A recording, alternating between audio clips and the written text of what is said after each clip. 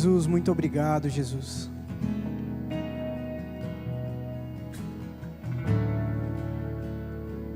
Jesus, que cada pessoa que está aqui essa noite consiga receber algo fresco do Senhor.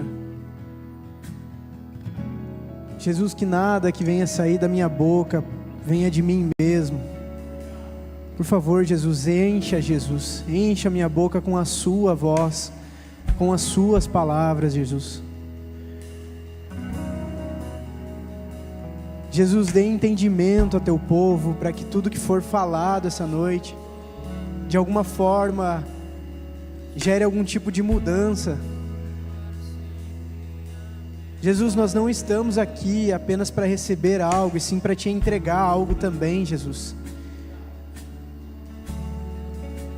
Jesus, que sejam os nossos filhos, as nossas finanças, as nossas necessidades, o nosso trabalho, o nosso dia. Jesus, nós viemos te cultuar.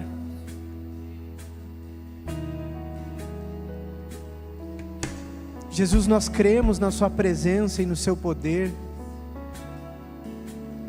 Nós cremos na sua soberania sobre as nossas vidas e sobre essa igreja. Jesus, não permita com que a gente saia daqui sem receber algo. Então acalma o nosso coração.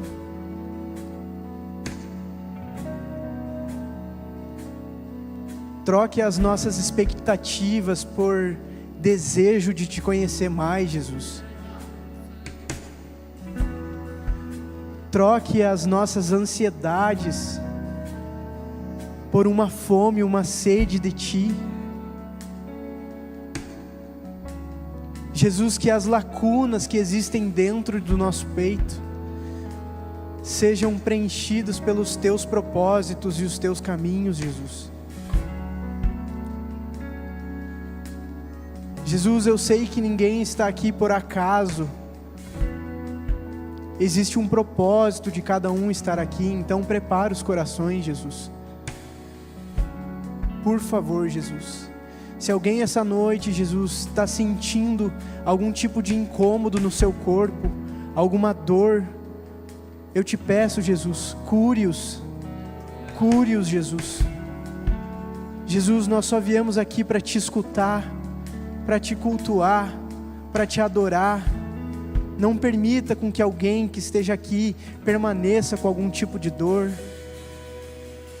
Jesus, que as preocupações que talvez alguém esteja aqui essa noite sejam jogadas aos teus pés, Jesus. Por favor, Jesus, conduza essa mensagem, em nome de Jesus, amém? Vocês estão bem? Felizes com Jesus?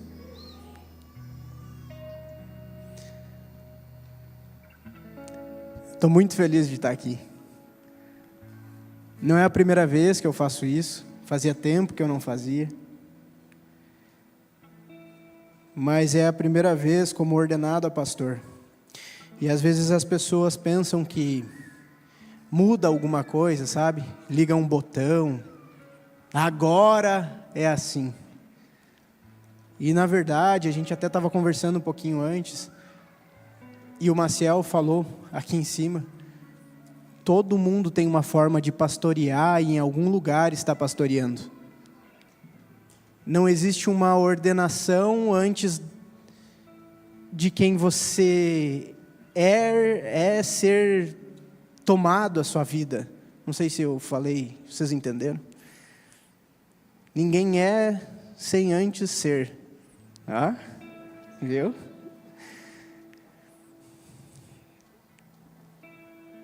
Então nada muda, cara. Existe uma responsabilidade maior, a bacia aumenta. Existem técnicas que eu ainda não tenho, mas que o Espírito Santo nos conduza essa noite. Eu vou compartilhar com vocês um pouquinho do meu testemunho, vou dar uma resumida, uma boa resumida. E eu deixo as melhores partes para as mesas, porque o poder das mesas é incrível. Você que ainda não teve a oportunidade de ter mesas, tenham. O que é mesa, João? Eu vou num marceneiro e mando fazer? Chame alguém, faça um café, chá, sei lá o que você curte tomar aí. E ouça um pouco da vida dessas pessoas. Fale um pouco da sua vida. É assim que a gente vai cumprir o ID.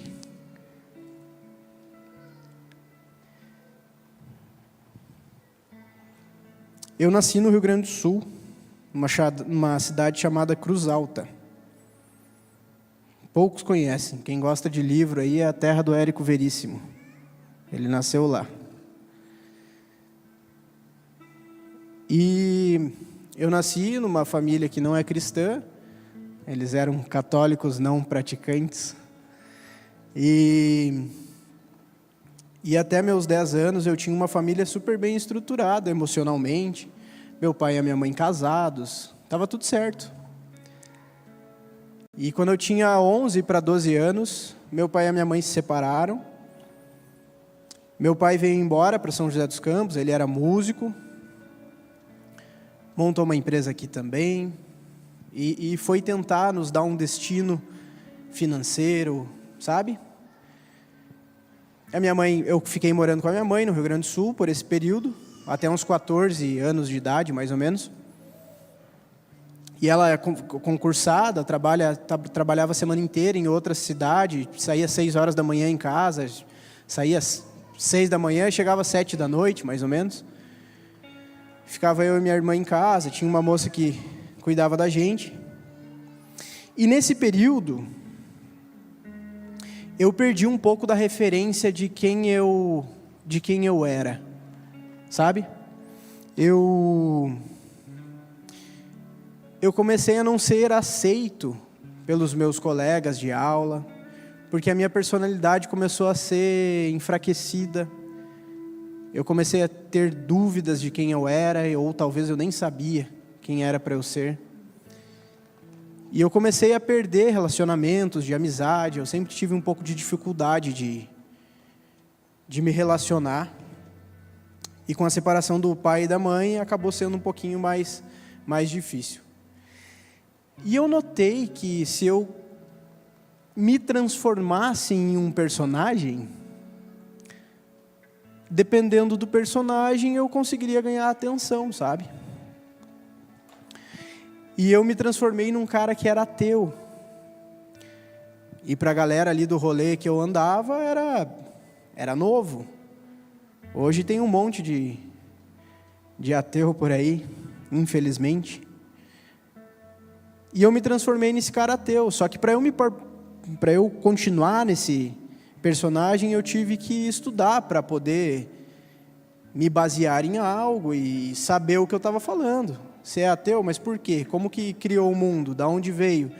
E eu comecei a me alimentar daquilo e eu comecei a me tornar realmente aquilo. E eu comecei a acreditar que eu era aquele personagem. Eu vim embora com 15 para 16 anos, eu vim embora para São José. Com 16 anos eu morava sozinho, a gente tinha negócios aqui, a vida estava muito bem, com grana no bolso, estava tudo certo. O personagem ateu estava funcionando muito bem, até porque quando eu tinha 16 anos eu tinha carro, eu morava sozinho. Eu sei que é errado, eu não tinha habilitação, mas eu sempre fui transamericano. Lá na América pode com 16 anos. E cara, por que Deus? Se a galera que estava na minha escola, que acreditava em Deus, eles estavam numa vida pior que a minha. E eu já tinha tudo isso, cara, eu não preciso de Deus. Eu tinha o meu pai como minha escora, se desse algum problema eu corria para ele, pedia para ele resolver. E cara, só que eu notava que toda a minha vida, com o glamour que eu mesmo criei na cabeça, eu tinha momentos de felicidade. Não era uma felicidade completa. sabe? Eram momentos de felicidade. Quando eu estava com a galera, quando eu estava curtindo, quando eu estava fazendo as festas que eu tinha que fazer, eu era feliz, estava tudo bem. Mas quando eu deitava a cabeça no travesseiro e eu ficava comigo mesmo, existia um rombo no meu peito que nada preenchia. E não tinha livro, e continua não existindo livro nenhum que falasse sobre aquilo. Não existe nada que preencha o lugar que só Jesus vai preencher. A gente quebrou, acabou, meu pai se separou da esposa que ele tinha aqui, a gente quebrou nossos negócios, o meu castelo de areia foi abaixo, eu fui morar num baú de caminhão, não tinha o caminhão, era só um baú mesmo, e não era um baú grande, a medida eu acho que é uns 3,5 metros por 2,5. Eu e meu pai, a gente foi morar dentro desse baú. E, gente, a lata é muito quente no dia. Quando bate o sol, vira um forno. E à noite é muito frio, porque vira uma geladeira, né? A lata gela rápido, então era muito frio. E, cara, nessa época eu perdi também a minha referência paterna, porque meu pai, ele estava com câncer, entrou em depressão e tal. Eu me vi sendo, até é meio bizarro falar isso, mas eu me vi sendo o pai do meu pai por um breve período, graças a Deus. E o meu pai se converteu a Jesus, e através dele eu acabei conhecendo Jesus. E eu lembro que ele pediu para eu auxiliar ele a achar uma igreja para ele frequentar, porque ele estava muito sensível emocionalmente, sabe? E daí ele falava assim para mim: cara, vamos comigo na igreja, eu sei que tu é meio cético. Mal sabia ele que eu estava com um buraco no peito. Sei que tu é meio cético aí, cara, mas me ajuda a decidir. Tu tá melhor que eu, então me ajuda a decidir qual igreja que eu vou, porque eu tenho medo de ser enganado. Qualquer pessoa, se botar a mão na minha cabeça, eu vou aceitar o que ela está falando. Então, quando a gente está, né, com as emoções um pouco mais afloradas, a gente acaba aceitando mais fácil, né, algumas coisas. E é um risco muito grande, a gente precisa cuidar das nossas emoções. E eu fui em algumas igrejas com ele, realmente eu tinha um olhar meio arrogante. Hoje eu entendo, mas, enfim. E a gente acabou indo numa igreja, e a gente ficou nessa igreja, lá eu conheci Jesus. E eu comecei a olhar para algumas pessoas lá, e comecei a analisar o caminho que elas estavam trilhando, sabe? E eu comecei a analisar que o caminho que eu estava trilhando, que eu estava caminhando, não condizia com o que eu sentia no meu quarto. Eu falava, poxa, eu tinha tanta coisa, eu tinha tanta segurança em tudo que eu fazia, mas eu continuava com esse buraco no peito, eu continuava com esse sentimento de dor, de angústia, um vazio, sabe? E, cara, eu não sabia o que era. E eu lembro que quando a gente foi para esse lugar, eu fui tão cuidado, eu fui tão amado, eu vi tanto Jesus na vida daquelas pessoas que eu acabei conhecendo Jesus através da vida delas. E Jesus, de cara, Ele não resolveu a nossa vida financeira. Ele não nos deu um destino financeiro. Ele nos entregou uma suficiência total nele, para que eu entendesse e a gente entendesse que Ele era suficiente nas nossas vidas, e não o que a gente possuía, o que a gente tinha. E eu lembro que eu acordava de manhã nesse baú de caminhão aí, e eu abria a porta, barulho de lata. Tá! E eu agradecia a Jesus porque a gente tinha café da manhã, eu agradecia a Jesus porque tinha feito sol, eu agradecia a Jesus porque tinha chovido e o sol já não estava esquentando tanto a lata e dava para dormir um pouquinho. Eu agradecia a Jesus quando a gente tinha condições de comer algo. Meu pai quantas vezes falou para mim que ele estava de jejum e que eu poderia comer a marmitex que a gente tinha comprado, sabe? E eu comecei a ver o cuidado de Jesus, E eu notei que, mesmo eu não tendo nada aos olhos humanos, eu tinha tudo. E aquele buraco tinha sumido. Eu não sentia mais aquele vazio no meu coração. Mas eu só entrei para esse caminho de conhecer Jesus porque tiveram pessoas que me apresentaram a Jesus, que me mostraram esse caminho, que oraram por mim, que jejuaram por mim, que expulsaram o saramundengo que tinha na minha vida, que aquela autossuficiência que eu tinha não valia nada. Na verdade, Jesus queria saber as minhas fraquezas. E cara, é muito louco, porque às vezes você pode até estar se perguntando: João, mas essa palavra não é para mim, porque eu nunca me desviei dos caminhos. E eu não estou desviado, eu inclusive sou líder de GC. Inclusive eu tenho um rolê legal com Jesus, cara.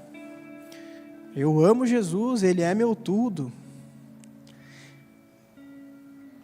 Amém.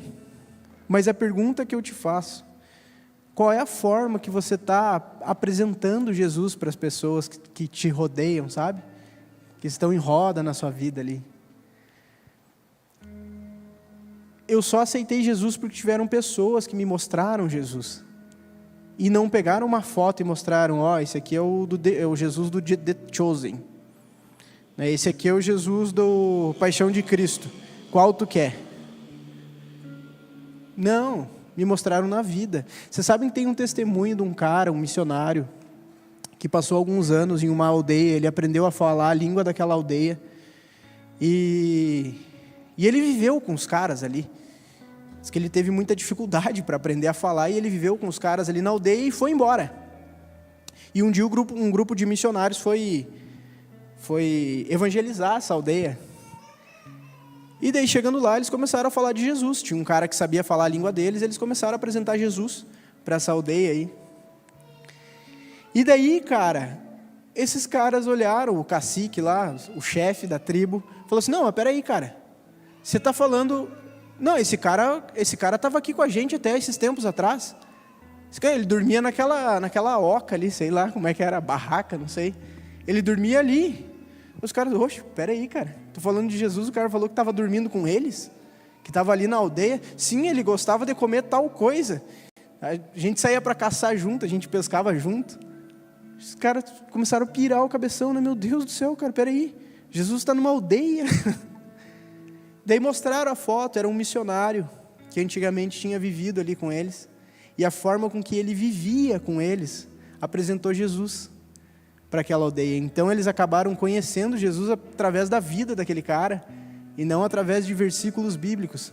Pessoas estão lendo a sua vida, assim como alguns crentes estão lendo a Bíblia. Pessoas que não conhecem a Bíblia estão tendo uma referência de Jesus através da sua vida. Vocês estão aí?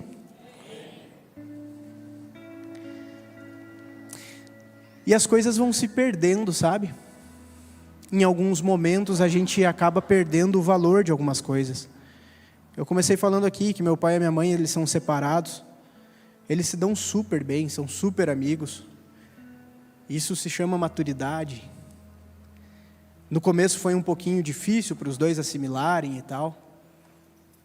Talvez você veio aqui, você também é filho de pais separados. E eu queria falar uma coisa para você. O seu pai pode ter errado com a sua mãe. A sua mãe pode ter errado com o seu pai. Mas o seu pai não é casado com você e nem a sua mãe. Ele continua sendo o seu pai, ela continua sendo a sua mãe. Separe as coisas. Aprenda com os erros, não cometa no seu casamento, mas honre o seu pai e sua mãe. A gente não tem o direito de julgar se um casamento deu certo ou deu errado. Faça certo no seu. Honre seu pai e sua mãe. Eles te geraram, eles te criaram, eles suaram para manter você em pé, se preocuparam com você enquanto você estava doente. Não tem nada a ver uma coisa com a outra. João, mas tu não sabe o que o meu pai fez. Não muda nada para mim. E não deveria mudar para você. João, mas a minha mãe envenena o meu pai para mim. Ela fala coisas terríveis. Cara, mas ele é teu pai. Ah, mas ele errou como pai também. Amém, não erre com seus filhos, mas continue honrando seu pai, ele é seu pai. A Bíblia nos ensina em Efésios 6, a gente honrar pai e mãe. Que os nossos dias na terra se prolongarão. Ela não fala para a gente ficar julgando os nossos pais. Ela fala para a gente honrar. Sabe, a gente é uma geração que a gente sabe tudo. Que a gente tem tudo na palma da mão. A gente quer saber quem é o presidente de, sei lá, da onde? Da Índia. A gente digita agora e sabe. A gente quer resumo de tudo. A gente não tem mais honra nas nossas palavras. Eu queria honrar essa noite aqui os pastores dessa casa. Pastor Maciel, eu aprendo direto contigo, cara. Tu é um pai que me inspira, padrinho do Romeu. Ontem foi aniversário do pastor Maciel, meus amigos. Eu me espelho no teu pastoreio. Eu me espelho no teu cuidado e no teu zelo com a casa, com a igreja. Com o teu cuidado com a Rafa, com os teus filhos. Eu amo a forma com que o Japa conduz as coisas. Com a leveza dele, que ele fala, vamos para o estouro, mas é um estouro meio carinhoso. É um estourinho. Ele é grandão, ele assusta, mas é um amor, parece um ursão. O Vande, daquele jeito dele, que a gente tem que focar nele para poder entender o que ele está falando. Por que vocês estão rindo? Ele vai assistir depois. Ele começa uma frase, não é assim? Com a pastora Elaine, eu tive a honra de acompanhar ela perto, um pouquinho, quando eu tinha GC. Aprendi muito com ela e com o marido dela. Me ensinaram demais e continuam me ensinando. Existem coisas que nem a morte rouba os ensinamentos que ficaram no meu coração. A gente perdeu, às vezes, esse tato de honrar pessoas que já passaram ou estão na nossa vida. Tem pessoas pagando 3, 4, 5 mil para passar um dia com um coaching e aprender que 2 mais 2 é 4. Sabe, uma vez eu olhei para o meu avô e falei assim, cara, peraí, meu avô é estranho. A vida inteira, ele foi motorista de ônibus. O cara tem um monte de casa, tem 3, 4 casas, terreno, carro, nunca faltou nada na mesa dele. Não tem como, essa conta não bate. Vô, o que acontece? Me conta. Sentei com ele e falei, perguntei o que ele fazia, cara, qual é a real da história? Ele falou assim, ô João, é o seguinte, rapaz, se tu ganhar 10 mil reais por mês e gastar 12, no final do ano tu está devendo 24, cara. Se tu ganhar 2,5 e gastar 2, no final do ano, tu está com 6 mil na conta. É simples. E se a tua conta não está batendo, está saindo mais do que está entrando, procure ganhar mais. Pronto. Vocês notaram que uma mesa com meu avô, eu economizei 5 mil, talvez eu venha a mesma coisa de um coaching. Não estou falando mal dos coachings, tem coachings que vêm na nossa vida para nos impulsionar, para nos dar um gás que falta, está tudo bem. Mas às vezes tem coisas simples que a gente tem em mesa simples e a gente não valoriza mais. A gente está tirando grana do bolso para colocar e não compra um presente para o vô e para a avó, para a mãe e para o pai, que tem tanto a nos ensinar. Mas é mais bonito eu postar uma foto na mesa com um cara que tem um selinho azul, que agora todo mundo tem, né, o selinho azul, no Instagram, do que eu falar que eu aprendi algo com meu avô. Gera mais status para mim eu falar que eu estava numa mesa com o presidente tal, ou com o fulano, o cara que tem 300 mil seguidores no Instagram. A minha fala parece que tem mais peso quando é assim. Existem coisas que eu aprendo com meu filho, existem coisas que eu aprendo com a minha esposa, existem coisas que eu aprendo com a Serena, que é um bebezinho de 4 meses. E a gente está tão focado no agito, na loucura do dia a dia, que às vezes a gente não valoriza essas pequenas coisas e essas mesas que ao nosso entendimento são pequenas.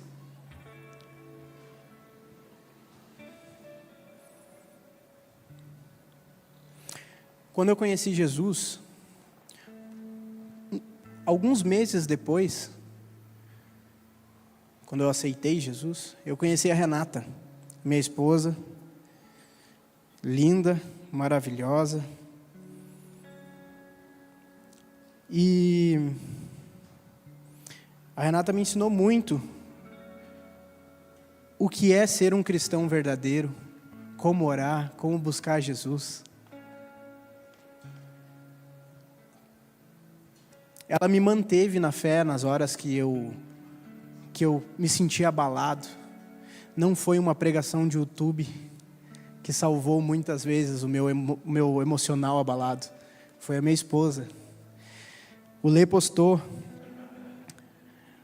acho que foi ontem, não sei, uma frase do Josué Gonçalves. A mulher é a arca que Deus preparou para salvar o homem dos dilúvios da vida. Bonita frase, né? A Renata, por muitas vezes, ela foi e é a arca que me salva dos dilúvios internos que às vezes a gente acaba criando, sabe? Eu honro a vida dela, eu amo ela. E eu agradeço a Deus por ter colocado essa mulher na minha vida. Teve uma vez que eu sempre falei para todo mundo que a minha vida é de Jesus, porque eu dependo de Jesus, porque os meus negócios são de Jesus. É tão bonito falar isso. Veio a pandemia e eu tive crise de ansiedade e eu comecei a duvidar daquilo que eu falava. Na verdade eu nem lembrava, né? Porque eu estava no meio do olho do furacão e daí a coisa começa a ficar um pouquinho mais escura e tu começa a não enxergar tanto as coisas. E daí um dia eu estava sentado no sofá de casa, eu sentei, baixei a cabeça, eu fiquei meio cabisbaixo. A Renata parou. A Renata é bem delicada. Só que não. Ela parou na porta do quarto, olhou para a sala e falou assim: o que está acontecendo? Eu falei: como? O que está acontecendo? Por que tu está com essa cara? Eu falei: como que eu estou com essa cara? Como? Que pergunta é essa? Tu não está vendo o que está acontecendo? Cara, olha o que está acontecendo, nosso movimento caiu mais de 70%, olha quanta gente que trabalha com a gente, cara. Dependem de lá, inclusive a nossa casa. Como é que eu não vou estar preocupado? Ela olhou para mim e falou assim: engraçado, né, cara? Tu fala que a tua vida é de Jesus, que a nossa casa é de Jesus, teu negócio é de Jesus, que a nossa vida financeira é de Jesus, que o teu negócio é de Jesus, e tu está preocupado? Tu já perguntou para Deus se Ele está preocupado? Porque se tu fala que é dele, é Ele que tem que se preocupar, não é tu.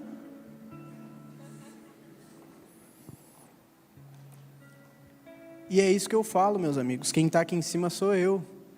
Mas eu não merecia, quem tinha que estar era ela. Quantas vezes a gente dá ouvidos para a mulher que Deus colocou ao nosso lado? Aquilo saiu como uma luva de dentro de mim, assim. Não existia mais peso. Deus prepara pessoas certas para caminhar ao nosso lado. O seu pai não é seu pai por um erro ou por uma falta de proteção. Deus preparou assim. Deus quis assim. Só que antes de tudo fazer sentido, antes de tudo cooperar para o bem dos que amam a Deus, a gente tem que aprender a amar a Deus. Porque se tudo coopera para o bem dos que amam, só vai começar a cooperar quando a gente aprender a amar. Vocês concordam com isso?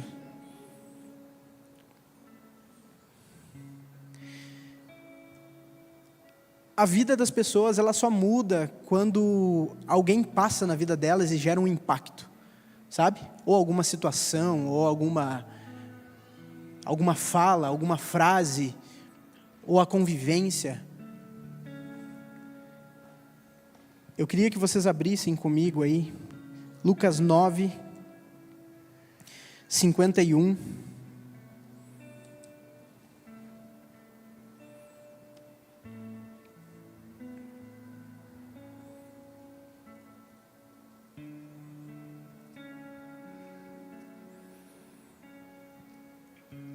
Vocês acharam?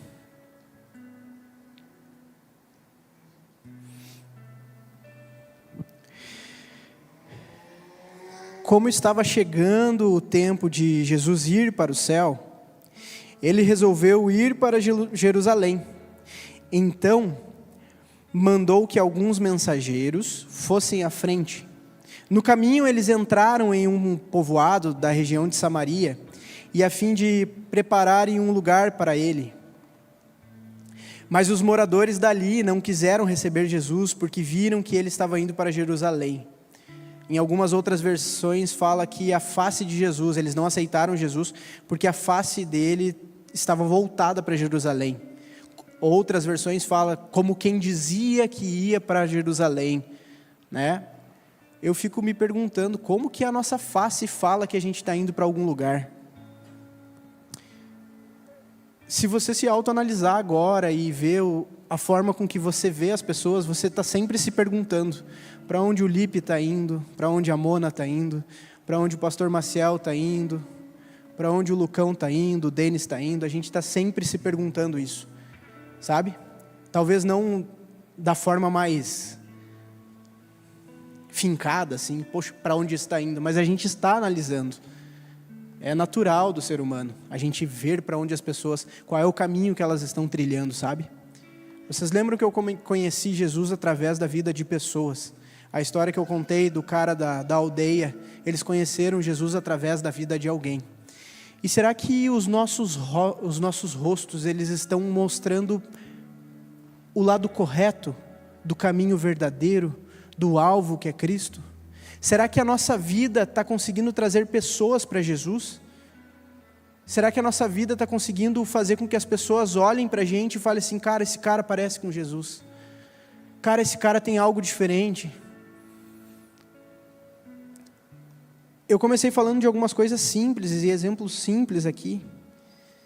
E é nessas coisas que a gente acaba tropeçando, sabe? A gente espera, às vezes, alguma conferência para Jesus falar com a gente, e a gente gera aquela expectativa gigante no nosso coração, está até eufórico, mas não arruma o nosso quarto, e o papai e a mamãe entram lá dentro e falam assim, está indo na igreja, mas não mudou o básico. Aí o pai e a mãe vêm na igreja e o filho não quer saber de Jesus, ele não quer a igreja. Aí o pai e a mãe se preparam para ir para um retiro, para ir para uma conferência, para ir para um culto de casais.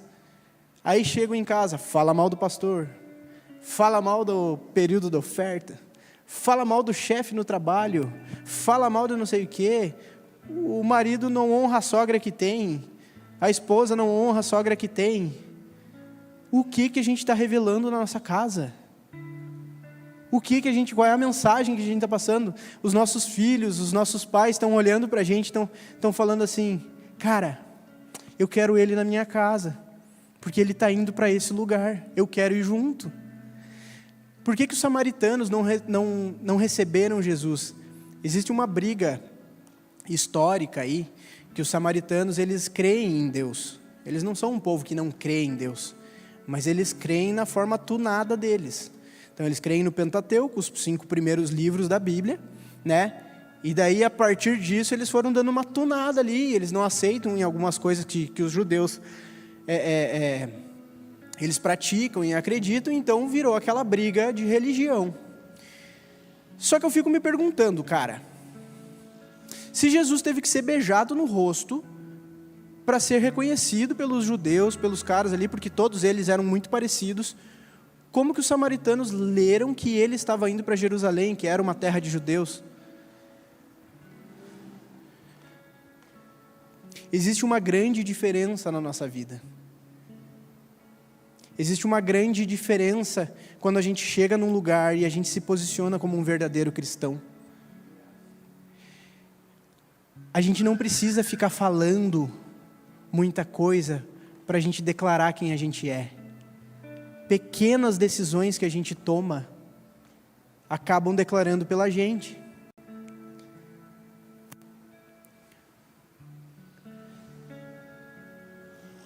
Existem coisas que não parecem pecado, mas se tornam pecado se a gente responde no tempo errado ou não responde. Talvez alguns ou todos saibam, eu servi por muito tempo no Ministério de Louvor. Eu amo música, eu amo instrumento musical. Se tem uma coisa que eu me sinto seguro é servindo no louvor. Servi por 8 anos no louvor, eu liderei o louvor por 7 anos, quase 8. E cara, Jesus começou a me incomodar, pediu para eu largar a liderança, depois pediu para eu largar o servir também, ficar com as mãos vazias. A pergunta que eu faço para vocês, cara, é pecado eu servir no louvor? Não é pecado. Não é pecado ter louvor, não é pecado eu ir ali servir na bateria, não é pecado, está tudo bem. Mas se Jesus não tem aquilo para aquela estação, mesmo que há 8 anos atrás foi uma palavra de Deus na minha vida e me colocou naquele lugar, acaba se tornando pecado porque eu estou errando o alvo. Porque não é mais o tempo de eu fazer isso. Existem coisas na nossa vida que a gente julga como, isso não é um pecado tão pesado, João. Mas talvez já não é mais o tempo. E se isso está te fazendo errar o alvo e não responder corretamente a Jesus, sai fora. Responda a Jesus. A gente foca muito no alvo. O alvo é Cristo e eu vou para lá. Mas a gente esquece que Ele é o caminho. Eu sou o caminho, a verdade e a vida. Ninguém vem ao Pai a não ser por mim. Se Ele é o caminho, a gente também tem que se preocupar com o caminho e não apenas o alvo. Se a gente sai da rota do caminho, as coisas se tornam mais pesadas, mais cansativas, e muito provavelmente, uma flecha que é lançada e tem um desvio de rota, ela não acerta o alvo. Nós somos como flechas na mão do... Vou fazer igual o Vande, não vou falar. Quantas vezes nós mesmos nos autolançamos para lugares que talvez não é para a gente ir. E daí a nossa vida começa a se tornar um pouquinho maçante, um pouquinho cansada. A gente começa a não entender o porquê que está tudo assim. Esse mundo aí fora está tão barulhento. Está tudo com muito eco, com muito barulho. Todo mundo tem opinião para tudo. Eu tenho razão porque eu vi no YouTube. Eu sou formado. Eu vi um vídeo esses dias na internet que um gurizão foi pedir para ajuda, Marcel, para fazer ombro.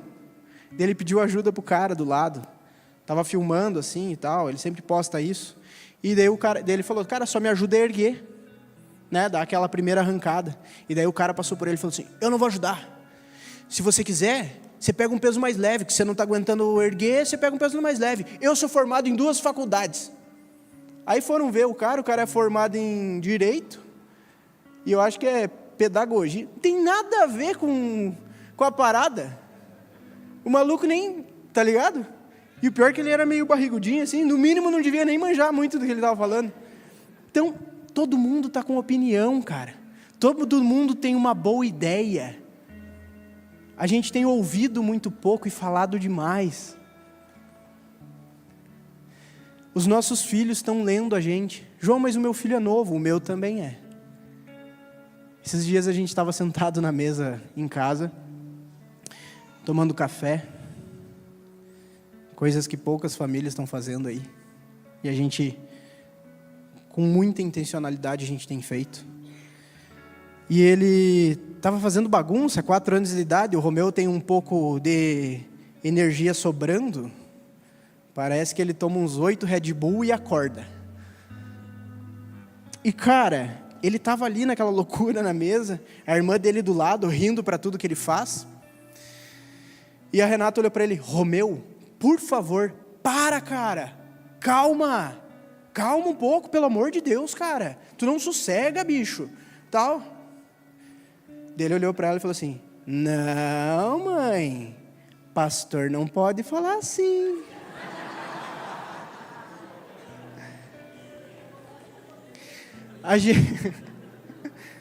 O cara é um figura, vocês estão rindo, eu vou deixar ele um dia na casa de vocês. A gente está sempre sendo analisado. Os nossos filhos, por mais que tenham 2 anos de idade, eles nos imitam. O Romeu, ele olha para mim e fala: eu quero ser igual ao meu pai. Eu olhava para o meu pai, eu olhava para o casamento deles, antes deles se separarem. Eu falava: cara, que casa maravilhosa, eu quero ter uma família assim. Eu não tenho um pingo de ferida com meu pai e com a minha mãe. Eles erraram no casamento deles, mas acertaram na criação minha e da minha irmã. E eu honro a vida deles por isso. Em Números, quem quiser abrir aí também, 10, do 33 ao 34, se o louvor quiser subir, por favor. E assim os israelitas partiram do Sinai, monte de Deus, o Senhor, e caminharam durante 3 dias. A arca da aliança do Senhor ia sempre na frente deles, a fim de marcar o lugar de acampar. Em algumas versões, de descansar, lugar de descanso. Quando partiam, a nuvem do Senhor ficava por cima deles. Em alguns outros pedaços desses trechos, fala que existiu uma coluna de fogo durante a noite. Nessas outras versões que falam sobre a arca da aliança, que representa a presença de Deus, ela demarcar um lugar para o descanso. Ela fala muito sobre a nossa vida hoje. Vocês lembram que eu falei que eu senti um vazio no peito? Uma alegria que era passageira? E Jesus trocou isso, mesmo eu não tendo as condições que eu tinha antes? Existe um lugar de descanso para todo mundo aqui. Existe um lugar de descanso para quem permite que Deus vá à frente. E o caminho já não se torna tão pesado, porque imaginem vocês andar num deserto, com a temperatura que é, sem uma nuvem cobrindo, ou dando destino. A arca ia à frente, mas ia numa distância de 3 dias à frente. Então eles não enxergavam a arca. Mas existia uma coluna de fogo que os aquecia à noite. Existia uma nuvem que ditava o caminho para eles durante o dia e aliviava do calor. O caminho não precisa ser pesado, meus amigos. O caminho não precisa ser sofrido. Ainda que nós lemos que no mundo tereis aflições. Mas existe a sequência: tende bom ânimo, eu venci o mundo. Jesus, ele venceu o mundo por você. Jesus venceu o mundo por você. Jesus verteu o sangue na cruz para que você tivesse acesso à presença de Deus. Para que a nuvem e o frescor e a sua brisa suave te protegesse do calor extremo dos desertos da sua vida. Te aquecesse nas noites escuras e frias que talvez a gente acaba vivendo. Jesus tem descanso para você. Coloque-se de pé, por favor. Talvez essa palavra, ela soe de uma forma que não case muito bem com a realidade que você está vivendo. Mas leve essa palavra no seu coração para derramar na vida de quem talvez está num deserto.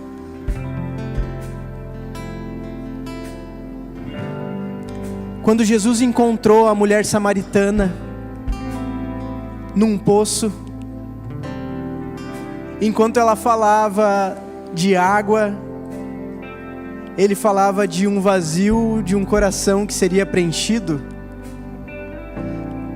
Talvez você dentro do seu coração sinta alguns vazios, e Jesus quer preencher, e Jesus quer encher de água viva para que você consiga jorrar na vida de outras pessoas.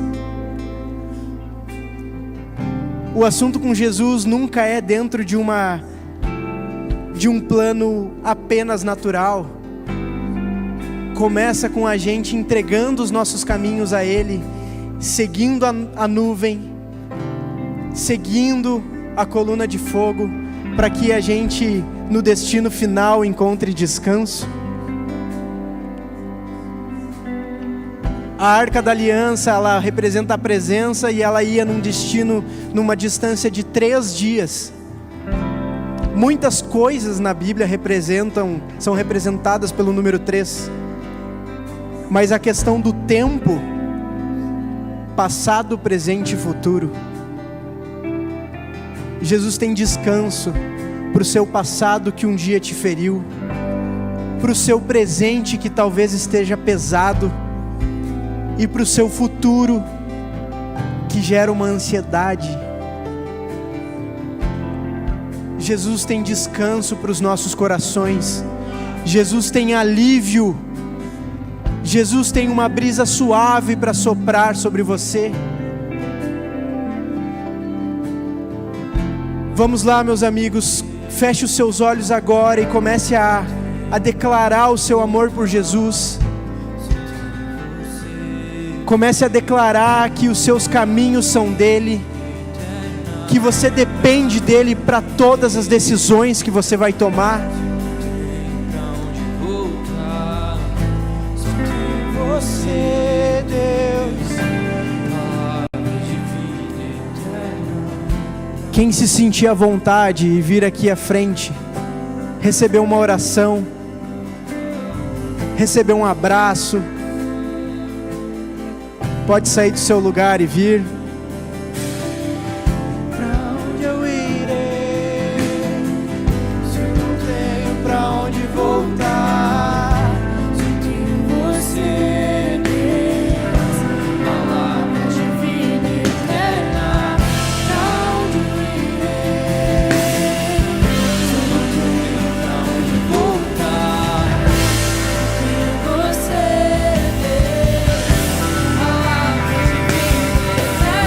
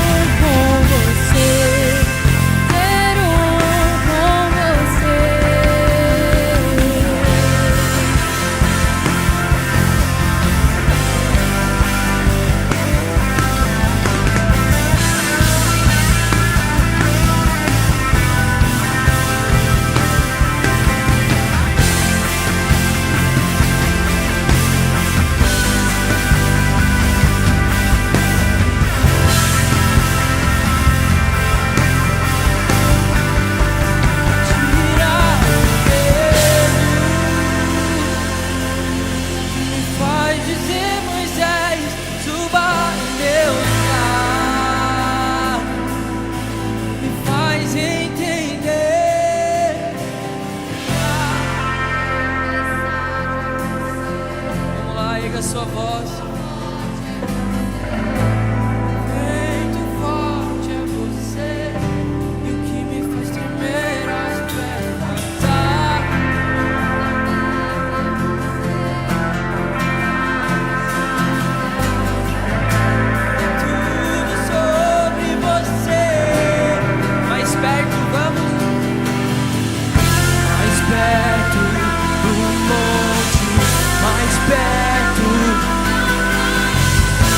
Espanto com o peso da sua glória, mais perto da glória, mais perto da morte, e o medo quer me parar, então me tira o medo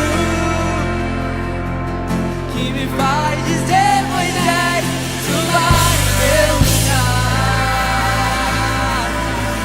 faz entender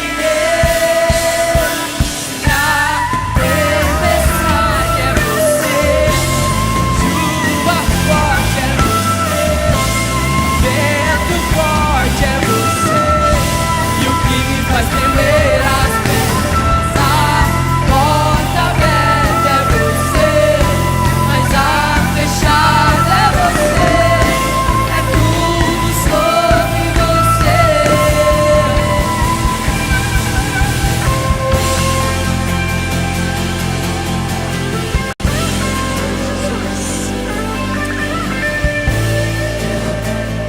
Aleluia. Que palavra poderosa. Sabe o que Deus está dando para nós? É uma oportunidade. A palavra do Senhor lá em Hebreus diz assim: portanto, também nós,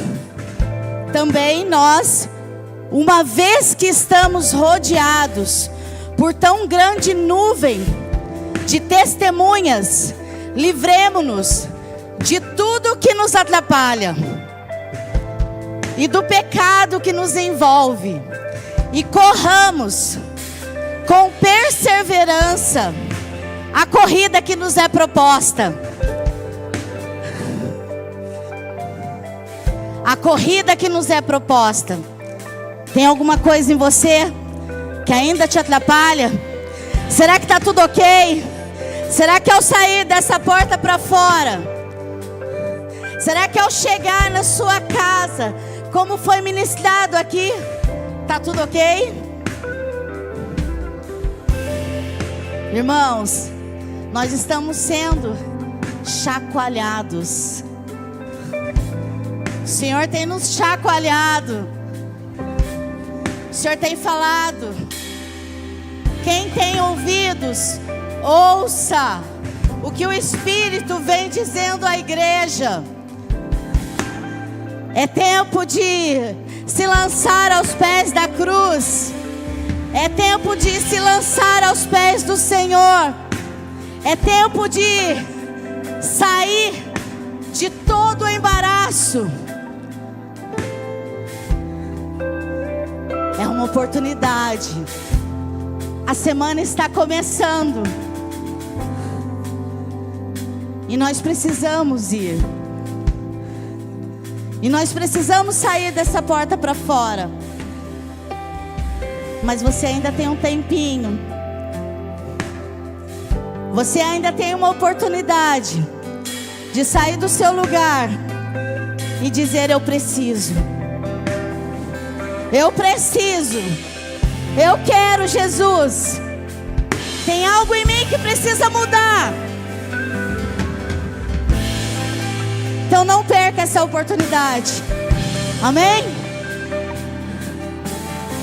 O culto está encerrando. Uma ótima semana para aqueles que vão. Mas se você quiser ficar mais um pouquinho e receber uma oração, nós estamos aqui. Deus abençoe.